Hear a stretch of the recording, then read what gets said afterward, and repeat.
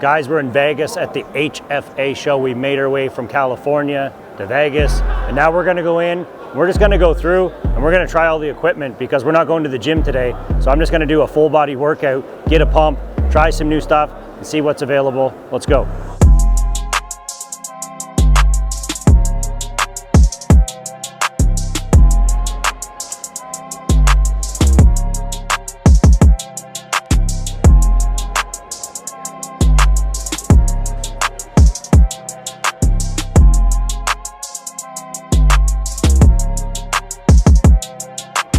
Okay guys, we're at the eGym booth. I've been super excited to try these guys out. They're exploding right now. They're very revolutionary, innovative, and this guy's gonna take us through and tell us a little bit about the product, how it could benefit your club, how it works, and how it's available. So let's start and just kind of take us through the full line. Exactly. I'm gonna take Ryan through one part of the journey at eGym. Awesome. So there's your RFID. Okay.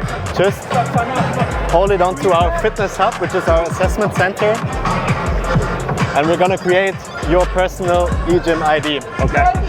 Now it just asks you for your consent on the data. Turn all these on? Just gonna use the data for personalizing your workout, basically. Awesome.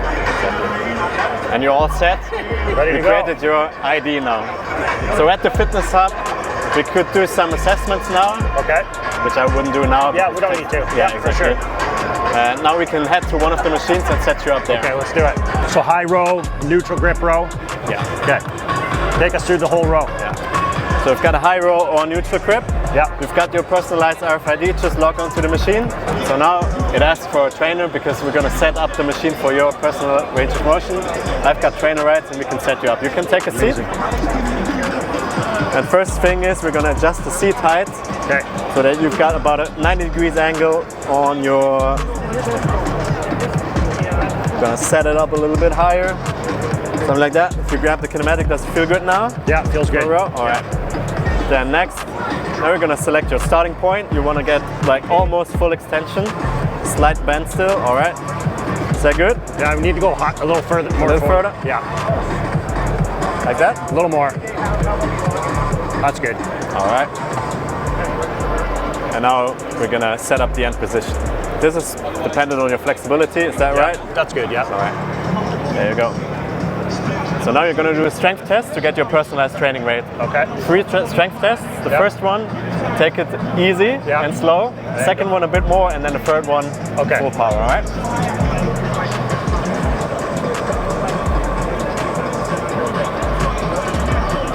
Perfect. Then you're going to do the next one. Awesome. And then the last one, full power. Just awesome. All right. Confirm that. Now you could choose between individual mode or auto mode. Okay. Auto mode would give you an automatic periodization. All right. So whenever you would log into, you would get a preset training method and training plan. And then individual mode, you could set it up yourself. So you could choose different training modes, regular, negative, adaptive, and explonic. Choose your personalized training mate. And also, if you want to train guided, the curve with the coins, or free. Now can you put me through a little workout? Yeah. Let's do a few sets. I'm going to take you through the guided version. Okay, first. Let's do it. Regular. Let me get a pump. There you go.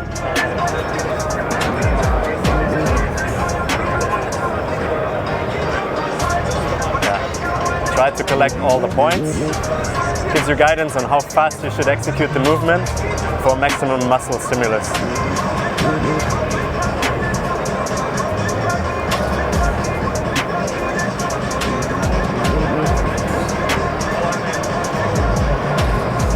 So now we set you up on a quite high number of repetitions.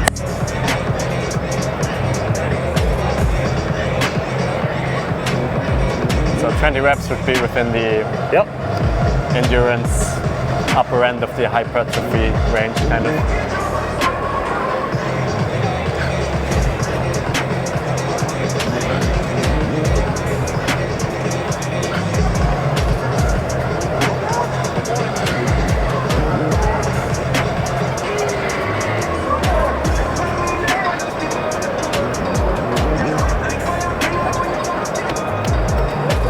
Boom. Boom. Awesome. There you go. Awesome, man. Thank you so much. Great to meet you. Sure, you're welcome.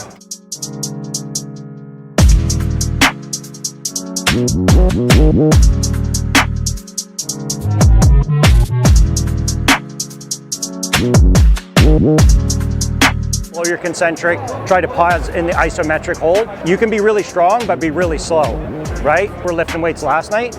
You're training a lot of type 1 muscle fibers. You're not training type 2, right? And as we age, we lose type 2. So if you're an athlete, you're a football player of any kind, you want to be explosive, you want to build type 1, but you also want to improve your type 2 muscle fibers at speed, and this will allow you to do it. So have you ever used a trap deadlift bar? So it's a neutral wrist positioning, so it's very quad dominant. But when you hinge at the hip, so get in your deadlift position and see how that weight feels, and you can decrease at any time. Does that feel too heavy? Does it feel okay? I like how not so much heavier right here, but at the top. Yeah, that's where you're gonna get, what you're gonna find is because of the leverage arms on this, you're gonna get a ton of glute activation. And then play with your resistance through your thumb so you can feel it through your thumb increase and decrease. Now with the new software that they're coming out, you can also you can track velocity, not just power. So your power score right here is what you're hitting, right? So you're finding out what your weight is and it's counting your reps, and it's telling you if you're equally balanced throughout your reps and on each side, but velocity too. So it's telling you how fast you're moving that bar. So if you're looking to perform at any level, obviously that data is very, very valuable, right? I believe every gym should have at least 3 pieces minimum of this, especially for lower body, for the ability to train with speed in our legs. It's insane. It's really, really cool. But it's one of those mechanisms, one of those technology pieces that is a tool inside your club, right? So you can decrease, increase at any point in the rep.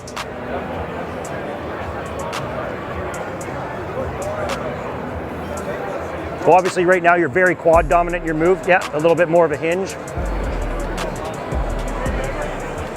And then driving through the glutes. You can feel that if you do like 10 reps, brother, and you contract and as you hinge, you're gonna feel a lot of tension in your glutes that you wouldn't, and like even in a regular pronated position, you're not gonna feel that. Because as you lock out, you get the weight, but because of those leverage points, you're just getting so much contracting in your glutes. So it's kind of fun to see your watts go up and your power score go up.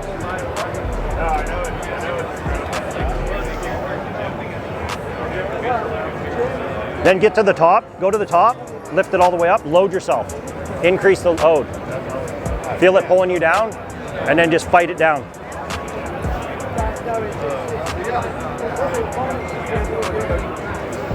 So what's happening is this compressor is compressing the air into the cylinder. At the bottom of this, you're at about 30% load. As you compress that cylinder, you're getting to 100% of the load. And then that air is getting trapped in this cylinder and then recoiling back. And that's what your resistance profile is. So like in a regular lift, say we were doing a dumbbell press, the hardest point is inert dead weight at the bottom in the elongated position is to try to get that out. You have to create inert, you'll hear, ooh, to try to get that moving. And once the weight's moving, momentum is fighting gravity, and then you beat inertia and it's gonna continue to move. Where this, you don't have any inertia out of the hole, but you also, you cannot move that fast enough for you to actually create momentum that it's gonna leave you. So say you were on a cable pole, if you take a cable stack at your gym and you yank it with everything you have, it's gonna go whoop, and it's gonna lose and then it's gonna catch. Or if you take a leg extension and you go as hard as you can and kick it, you're gonna see it leave your legs. You can't do that on Keiser. Kick as hard as you can and it's never the air will always be with you the whole way through. It's really good for even for hypertrophy because you're still getting the resistance and you can still slow down your tempo, right? But what's cool about this piece is you can go strength, you can train hypertrophy, and then in the exact same set, you can go right into performance training all throughout that motion, right? It's really cool. Really cool. That was crazy how when you were up and you increase it, you feel it pulling you. Yeah. The negative load, yeah. It's just like, yeah. Right here. Yeah. And it's nice because it almost takes that initial load off your... It does, yeah. What's the, like, if you were to get something like this, right, like what's the, like, warranty on something like that? You know, like I could find out the exact, listen, we have almost a full line in one of my clients' gyms, One Health Clubs. So we have the squat pro, the leg press, the hamstring curls, the belt squats. We have the calf machines, the back rows, the chest presses. Like we pretty much have the full line and we have no problems with it. Never ever have to replace the cylinders. Now this is new technology. All the hardware is done, the software is not finished. There's still like because what they want to do is for you to be able to put all your programs in there. So you could actually put your custom programs as a trainer into it. So they're developing that software. So software and hardware sometimes can be a bit of a problem. So they're waiting to bring that out at 100%. The old school one is just a basic database. It just shows how much load, what's your power score, and how many reps have you done, right? And that's really what you're chasing. So you're trying to say, I have a 200 pounds, you're trying to hit 100% capacity, and how much power is that generating? And the power score is weight times speed, right? So you might lift 200 pounds, but if you're lifting 200 pounds in the concentric motion slowly versus at high speed as fast as you can move it, that's where you're gonna get your power score, yeah. But yeah, we haven't had any problems across the line as far as cylinders durability. Obviously this is new, so I can't speak to that, but I mean, and they don't have the software developed yet. But we tested it yeah. For 9 months, 24/7, and we literally, if you come to our factory, there's about 15 different screens, and they're being punched at different levels. They're being fingered, so to see what was happening, and it literally every second, and that will then convert to time, so that we can work out how long the longevity of these are.